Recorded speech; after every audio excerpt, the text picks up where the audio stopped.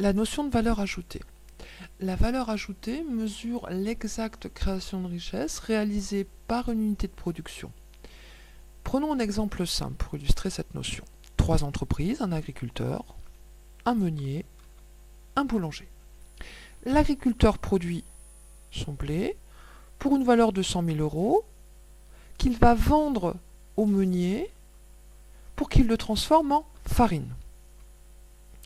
Cette farine va être vendue à son tour au boulanger pour une valeur de 150 000 euros afin qu'il transforme cette farine en pain, y apportant de la valeur également, du pain qu'il pourra vendre à ses clients pour une valeur de 200 000 euros.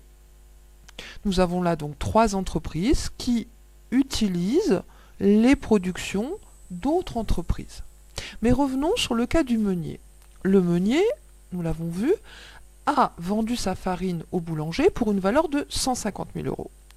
Mais ces 150 000 euros ne correspondent pas à la création de richesse du meunier, puisqu'une partie importante de celle-ci, à savoir 100 000 euros correspondant au blé, a été réalisée par l'agriculteur.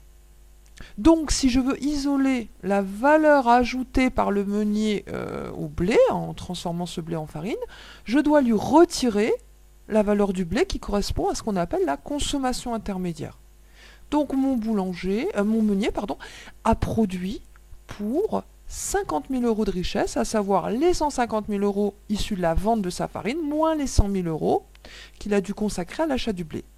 Pour le boulanger, le cas est identique. Il n'a pas produit le blé, il n'a pas produit la farine, il a simplement ajouté pour 50 000 euros de valeur en transformant la farine en pain.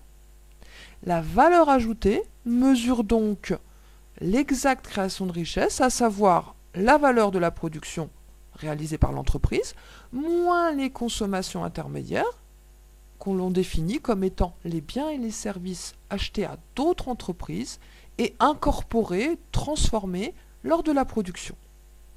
Si j'additionne toutes les valeurs ajoutées de toutes les unités de production sur un territoire donné, j'obtiens le fameux PIB ou produit intérieur brut. Alors pourquoi retenir uniquement la valeur ajoutée ? Je retiens cette valeur ajoutée parce que si je retiens la valeur de la production, autrement dit ce qu'a produit, ce qu'a vendu l'entreprise, je vais comptabiliser dans mon exemple 1 fois le blé, 2 fois le blé, 3 fois le blé. De la même façon, je comptabiliserai 1 fois la farine et 2 fois la farine. Je dois donc retenir uniquement pour mon agriculteur le blé, pour mon meunier la transformation du blé en farine et pour mon boulanger la transformation de la farine en pain. Ici, donc 100 000 euros pour mon agriculteur, 50 000 euros pour mon meunier et 50 000 euros pour mon boulanger. Le PIB entre guillemets de mes 3 entreprises correspond donc à 200 000 euros. Au niveau d'un État, le PIB, c'est donc la somme des valeurs ajoutées de toutes ces unités de production situées sur le territoire, donc de l'idée d'intérieur, à laquelle je vais ajouter les impôts sur les produits et retirer d'éventuelles subventions que l'État donne aux entreprises.